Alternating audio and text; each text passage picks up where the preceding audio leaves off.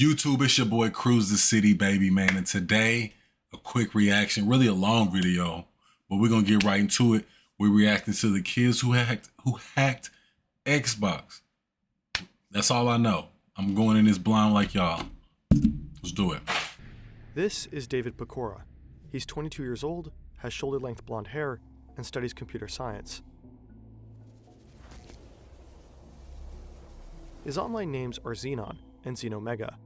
He's part of the Xbox community, tweaking consoles and creating cheats for games like Halo and Call of Duty. Right now, he has an annoying problem. The bumper of his car is broken, and the dealer refuses to ship the parts to Canada. So he asks his friend Justin, who lives in the US, if he can order the new bumper to his house. They met each other years ago on the internet. Justin lives in Wilmington, about an 8-hour drive away. David's plan is to drive there, get the bumper, maybe grab something to eat together, and head back home. His dad offers to tag along so they can take turns driving. They take the family car. Okay. Hyper, baby. It's a food delivery service in your game. It's so sick. You could set it so you click a million buttons. You can make keybinds. No free About promo. an hour later, David and his dad get to the border. The US border officer checks their passports. He's about to wave them through when he sees a strange name on his display. "What's Xenon?" the officer asks. David flinches. That's his online name. But why on earth does it pop up here at the passport control? Two figures in dark uniforms approach the vehicle. They pull their weapons and tell him to step out of the car. David gets arrested. Okay. He walked right into a trap. The thing is, David may have done more than tweaking consoles and coding cheats. The FBI has been after him for years. He's part of a hacker gang that will become to known as the Xbox Underground. They are responsible for an unprecedented series of cyber attacks on some of the biggest tech firms on the planet. They stole thousands of login credentials, heisted the source code of unpublished games, and hacked into confidential US military simulations. They didn't do it on behalf of some government agency. Sometimes they didn't even make money with it. They were just a bunch of teenagers.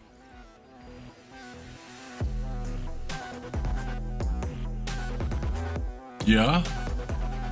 How y'all feel about hacking?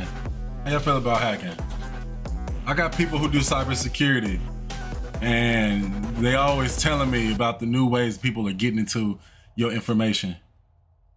But the hunt for the Xbox hackers. This entire story is based on the fabulous Wired article and a double episode of the highly recommendable podcast, Darknet Diaries. You'll find the links in the description. David was always destined to become a hacker. He's still in elementary school when he builds his own little web browser. He simply teaches himself how to code. In 2001, David's world and that of countless other kids changes forever. The OG Xbox is released. For the first time, let me now unveil Xbox. Back then, the Xbox OG marks a technological milestone. A bunch of high-end hardware packed into a massive black casing. The black and green dashboard and the ridiculously oversized controller kind of give off nuclear reactor vibes. It's a completely new aesthetic at the time. David gets one and hopelessly falls in love with Halo. But he's not just a passionate gamer. He's fascinated by the Xbox's tech. He becomes part of the fast-growing online community of like-minded nerds. They crack their consoles and get their own software running. They stream music, install Linux, and even manage to boot up Nintendo games. David is extremely talented and quickly gains cred in the scene. He starts writing programs for Halo that let you tweak the physics or even the weather in the game. What? Then, in 2005, the Xbox 360 drops and changes everything. Again. Microsoft learned from its mistakes and bolstered the console's security. To hack the new Xbox, you need a development kit. That's a special console with extra features just for developers. These dev kits are incredibly hard to get. Developers need to be verified by Microsoft to have one. For everyone else, they're strictly off limits. It takes a while, but eventually a few dev kits start popping up online. Someone has found thousands of them at a recycling yard. Microsoft must have tried to trash them, but now someone is making money by selling them. In 2008, David acquires several of these dev kits for himself and resells a few. This is how he meets Justin May, his buddy from Wilmington. Online, Justin goes by MTW. The dev kit gives David access to PartnerNet, a closed platform where Xbox developers upload test versions of their games. He spends his nights scouring PartnerNet, posting screenshots of unreleased games and making a name for himself in online forums. He starts showing up late to school. His grades are slipping. But he thinks, what if this is my ticket to a career in game development? I was about to ask, what's the purpose? In 2010, David catches the attention of a guy named Dylan Wheeler. Dylan is 14 and lives in Perth, Australia. He has long brown hair and is in the middle of puberty. He loves a good thrill and got into hacking early on. In high school, Dylan got suspended for hacking into the school's network. But he doesn't like to be told what to do, so he hacked the network again and got suspended again. He is fascinated by what David and others are doing with the Xbox and wants in on the action, so he signs up to the Xbox hacking forum. His online moniker is Superday. That same year, 2010, another Xbox 360 dev kit ends up in the hands of Sanad Nishayawat.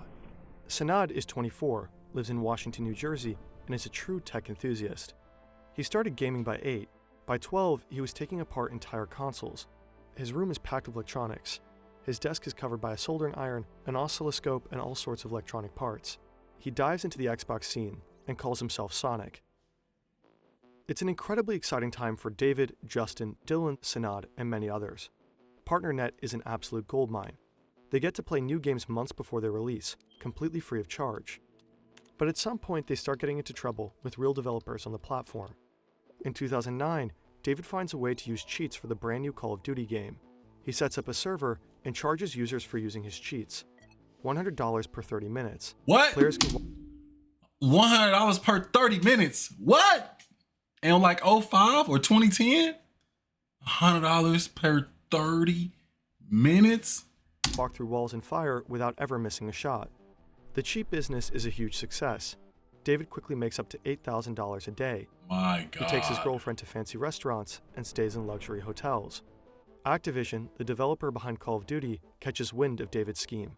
They send him cease and desist letters and threaten to sue. But David doesn't respond. They're just video games, he thinks. It's not like he's hacking into servers and stealing information. Well, not yet. The Xbox Underground story is so insane, it would definitely deserve its own website. I have nothing also about deserves their own Xbox website. Underground at all. You. A portfolio site is a great way to present yourself and your skills. There are many tools to accomplish just that, but none quite like Udu's website builder. Is this an ad? Start by... One night, Dylan gets a message from an online friend named Gamer. He slipped that in there real good. It contains a list of No Diddy. usernames and matching email addresses and passwords, all taken from a forum run by game developer Epic Games. At the time, Epic is mostly known for Unreal Tournament and Gears of War. Dylan checks the list and finds the login credentials of an IT employee at Epic Games. He wonders if that person uses the same password on other sites. He tries to log in to the employee's Gmail account, and it works. He combs through the inbox and finds another password, admin060606. It gives him access to an internal network at Epic Games. Dylan sends David a message to tell him about his find. David is hooked. One of the servers are hosting unreleased games. He knows that what they're doing is illegal, so he sets himself some limits. No looking at customer data or credit card information. He's only interested in the games. David and Dylan spend months rummaging through the Epic servers on the hunt for anything interesting. And sure enough, they eventually find something, an early build of Gears of War 3, Good game. complete with source code. They can't believe their luck. They're on the verge of playing one of the most anticipated games of the year, Good game. months before anyone else. Good game. They message Sanad to let him in on their discovery. He has a hacked modem at home that lets him cover up his IP address, so he can download the game without getting caught. Sanad logs into Epic's network and grabs the files. It's hundreds of gigabytes of data. I gotta get YouTube Premium. As soon as I get monetized, I'm buying He stays YouTube up all Premium. night until the download finally completes. He's too excited to go to sleep. He burns the data onto 8 Blu-rays and mails them to David. He writes the words wedding videos on the package. David receives the package and tries the game. The build is still pretty raw. A lot of the textures are missing. It's not really playable at this stage. David sends the game to the others, including Justin. Just a few days later, the game appears online as a public download. The leak makes headlines everywhere. Last week, Gears of War 3 was leaked on the web.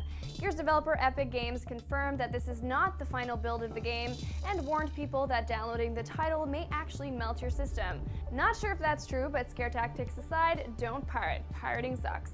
The guys are still snooping around the Epic Games network when they stumble upon a very unsettling email. Epic Games has called the FBI because of the leak, but it seems the feds are not onto them yet. David is freaking out. He asks Justin to help him crypt his hard drives. Sanad decides to lay low and wait for things to calm down. It's a little late for Dylan, that, however, doesn't care about the FBI. He keeps logging into the servers, while the feds are actively scanning them to find the hackers. His ballsiness pays off. Dylan finds a USB drive connected to the network, and on that drive he finds a list of all the company's important access credentials. Dylan now has full access to Epic's network. From that point on, he logs into the network every single day. He roams around the PCs of Epic employees and Again, I'm not in cybersecurity, but what does he mean? How does he have access to the network? Just from the passwords? That's what gives you access to the network? Or is he able just to get into different parts of the system from all the password information he was able to find? Is that what that means? taps their webcams. He sits at his computer in Australia and watches them in real time while they move around the office or sit in meetings. Oh, he can see cameras and everything. He can see literally, wow. All right. He mostly exploits human errors. He searches data breaches for login credentials and then tries them on other sites. Eventually, he manages to also hack into the network of other companies. Dylan is on a serious hacking spree. David and Sanad find out what he is doing and jump back in. They just can't resist. One by one, they hack the networks of tech giants like Microsoft, EA, Bungie, Blizzard, Valve, and Activision. They keep digging deeper and deeper, downloading more and more unreleased games. It's like a fever dream.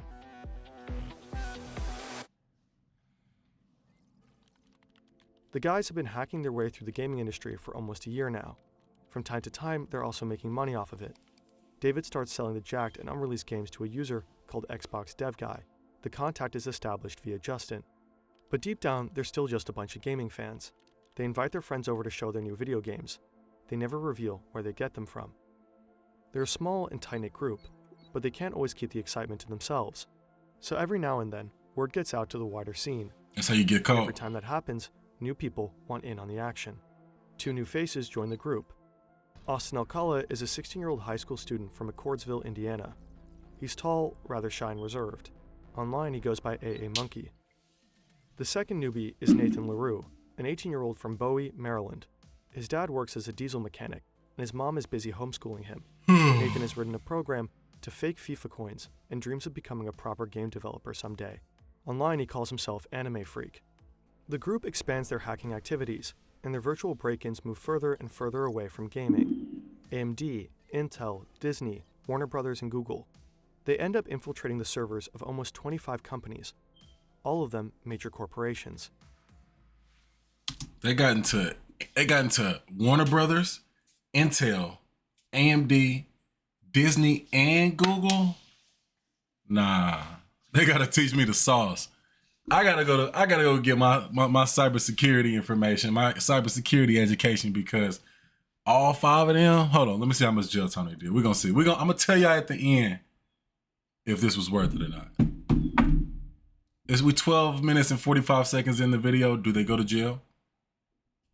25 They're companies, just kids. all of them major corporations. Hmm. A late summer evening in 2012, Austin and Nathan are poking around the servers of Zombie Studios, a developer known for war games like the Spec Ops series. They discover a tunnel that leads them straight to a US military server. Oh, yeah, never The mind. drives host a new game Zombie Studios is working on, AH-64D, Apache Simulator, a flight simulator commissioned by the US Department of Defense. They hesitate. This is bigger than anything they have found so far, and much more dangerous. Curiosity ends up getting the best of them, and they download the game. The group is at its peak. They've been active for over 2 years. They've gone places no one else could. David, Dylan, Sanad, Austin, and Nathan have become the core of the group. Others are loosely involved in individual hacks. Altogether, there are almost a dozen strong now. They're aware that everything that they have done could They got already a land them in gang. jail, They got a gang but they right just now. can't stop. They joke about what they would call their gang in prison. See? Xbox Underground sounds pretty They got badass, a gang they right think. now. They laugh at the idea, but not for much longer.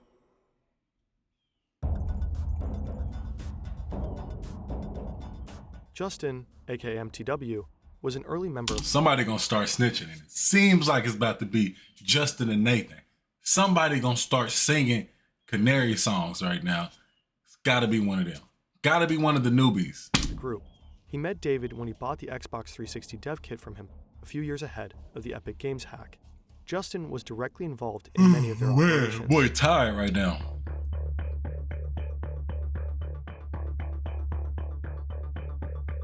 A few days before Gears of War 3 was leaked, Justin got the game from the others in the group. Some of them, like Sanad, suspected that he was the one who put it online. Justin is almost 3 years older than David, but compared to him, he's a lot less cautious. In 2010, Justin attends PAX East, a video game convention in Boston. He gets calls from Sanad and a few others in the group. They ask him if he can hack into one of the networks on site. Maybe he'll find something interesting. No big deal if not. Justin gives it a try, but doesn't find a breach to exploit. The network is too secure. He's not ready to give it up, though. He walks around the convention center and finds the stand of a small developer called Atomic Games. They're showcasing a new shooter called Breach. Justin waits until one of the employees heads to the bathroom. Then he sneaks behind the stand and secretly tries to download the game onto his laptop. But the employee comes back sooner than expected. At just 14 megabytes, Justin has to cancel the download and make a run for it. 2 Atomic employees chase after him and quickly catch him. They take him to the police. During the arrest, Justin tries to bribe the officers. What? He offers them $100 if they let him go. During the interrogation, he openly admits he was trying to steal the game. He repeatedly tells the cops that he has names of people bigger and more important than himself. Wow. When the others hear about the arrest, they get suspicious. What if Justin has been talking to the cops? He loses their trust. He disappears for a while, but eventually gets back in touch, trying to regain their trust. Now he is scamming companies like Cisco, Microsoft, and Lenovo. Nah, Cisco and Lenovo? Someone like that couldn't possibly be working with the cops. Some in the group, like David and Dylan, are thinking. Others, like Sanad, remain skeptical. After some time, Justin manages to get back on board. Back to August 2012, David and Dylan are poking around Microsoft servers. They come across a folder that seems pretty well protected. Looks like only a few developers have access to it. Maybe the company is working on some super secret project, they think. They download the folder and find a bunch of technical documents. Some pics of circuit boards and casings, source code, all that kind of stuff. They wonder what all of this could be for, and they quickly piece it together. Hello everyone, I'm Jake. I've been working at Miso for many years. We've been currently in the fast food industry. I don't care. They found the plans for the upcoming Xbox console, codename Durango. It'll later be called the Xbox One. They ponder what to do with the plans. They could sell them to others. Or Why? they could try to build the console I guess for themselves. money. All parts seem to be available on the market. They order the parts online and have everything shipped to Nathan's house. He volunteers to assemble the gaming console, and it works. The group now has a working prototype of the new Xbox, but no games to test it with, so they decide to sell it. They find a buyer in the Seychelles who is willing to pay $5,000. The buyer transfers the money, and the group discusses who is going to ship the console to him. Justin steps up. He offers to take it to the post office. The group agrees. Justin drives from Delaware to Bowie, about a 2-hour ride, and picks up the console at Nathan's place. But the package never makes it to the Seychelles. They start to get nervous. What if the FBI has intercepted the package? After the sale falls through, Dylan decides to upload the pictures of their prototype online, just to see what happens. He doesn't consult with the others. That means the Xbox prototype is now seemingly publicly up for auction on eBay. By now, Dylan is already known for his impulsive actions. In early 2012, he got drunk, called Epic Games, and confessed to hacking their servers. He explained to the employees over the phone how he did it and asked for a poster as a reward. What? He actually got one. This time, things get even worse. The eBay auction goes viral. In no time, bids reach over $20,000. Wow. But the sale doesn't go through because Microsoft files a copyright claim. Okay. Dylan, Smart. who set up the auction under his online name, Super Day, starts giving online interviews. We have someone who's gotten pretty world-renowned over the past couple of weeks here. I'm just gonna go straight to the chase here. His name is Dylan. Most people probably know him by his moniker Super Day.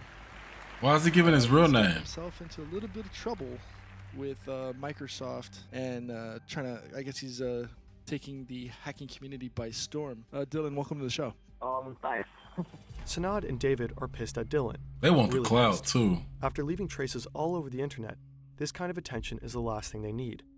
David cuts off all ties with Dylan. The As he only ones should. even more pissed are the people at Microsoft. The investigation picks up speed. Just weeks after the auction, the FBI raids Nathan's, aka Anime Freak's, house and arrest him. Sanad Nishayawat, aka Sonic, tries to distance himself from the group, but his house gets raided too. He sends a copy of the search warrant to others in the group, including Dylan. Dylan then posts the name of the agents who raided Sanad's house online. He publicly threatens to send hitmen after them, a statement he later regrets. In February 2013, Dylan Wheeler, also known as Super Day, is finally arrested by Australian authorities. Austin has learned from Nathan how to fake FIFA coins and turned it into a business. Justin is involved in scams of his own. Both of them lay low for a while. David also keeps a They low falling profile in off Canada one by after he one. learns about the string of arrests. Well, at least until he gets a chance to snag an actual prototype of the new Xbox. Xbox ain't that deep. I get it, Xbox specific games, but damn. David is at a concert when he gets a call from Austin.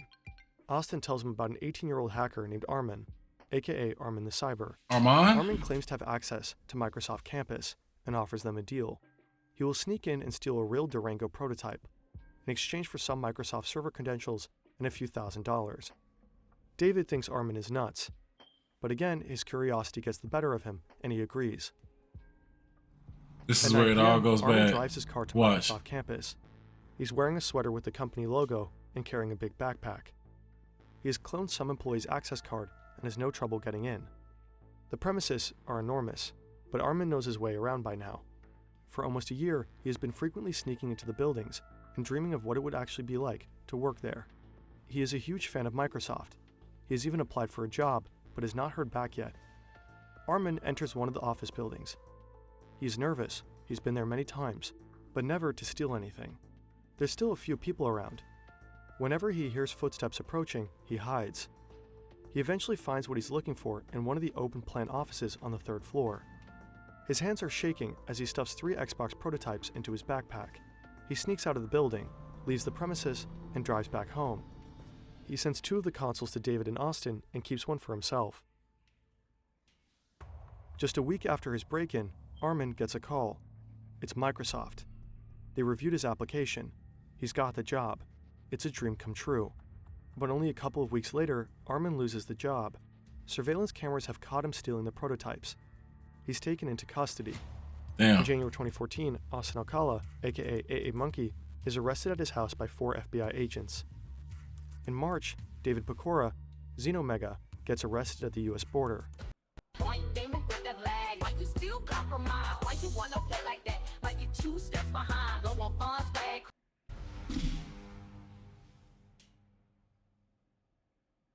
David, Sanad, Austin, and Nathan stand trial together in the US. Meanwhile, on the other side of the globe, Dylan is also facing charges. The group is accused of identity theft, fraud, and conspiracy to steal millions of dollars worth of intellectual property. The indictment is extremely detailed. The FBI must have been building the case for a long time. There are chat logs and transcripts of personal conversations dating back to the first Epic Games hack in 2011. In court, prosecutors even play audio recordings that must have been secretly made during their hacking sessions. But the funny thing is, I still have root access to all their computers because I signed in yesterday. So he knowingly logs into Epic, knowing that's still there. What do you mean? Like, he in the emails, like they were emailing FBI people, and he knows that they talk to each other, but he still manages to not care. I have it to the U.S. military. I have it to the Australian Department of Defense. I have every single big company: Intel, AMD, Nvidia, Google, Microsoft, Disney, Warner Brothers, everything. The indictment repeatedly mentions Person A. Person A provided most of the evidence for the FBI. Person A allegedly helped David encrypt his hard drive and sell unreleased games to a user named Xbox Dev Guy. Person A is also said to have delivered a self-made prototype of the new Xbox to the FBI. I get a copy of the indictment and I start reading about Person A from Wilmington, Delaware. We all only knew one person from Wilmington, Delaware. Justin. Justin. All signs point to him being an informant for the FBI. Told you. Did he cut a deal with the police after the incident at the convention? Is that how he got away with all of his scams? no one knows for sure. The guys in the US plead guilty.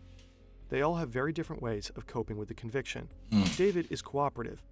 He helps the investigators understand how they bypass the systems of billion-dollar corporations. The officers are pretty impressed by the 23-year-old's skills. He spends 18 months in prison. After Not getting bad. out, he finishes college and starts working for cybersecurity firms. Not bad. Austin gets 3 years probation. He doesn't serve a single day in jail because he agrees to help the FBI with another fraud case involving fake FIFA coins. He later becomes the head of cybersecurity at a social media startup. Sanad serves the same sentence as David, 18 months. He too gets out, but the following years are very hard on him. He starts working at a vape store and goes to college. But his probation officer bans him from using a computer and constantly harasses him. Everything that I would ever ask her would always be a no.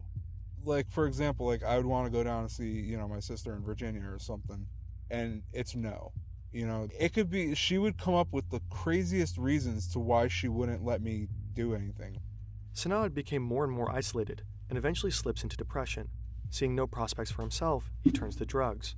His probation officer sees this as a violation of his probation terms.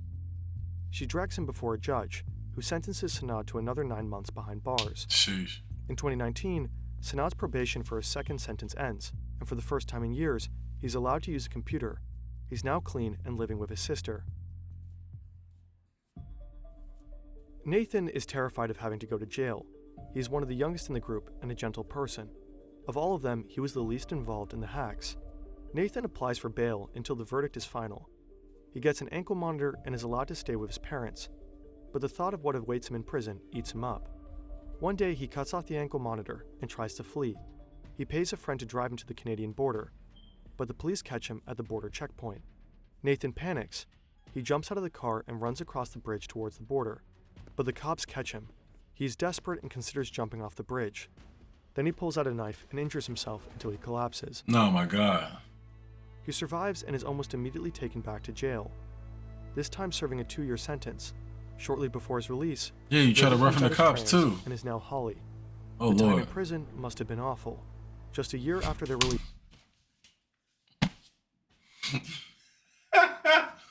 Hey, my guy said, hey, he transitioned because that time in prison must have been horrendous.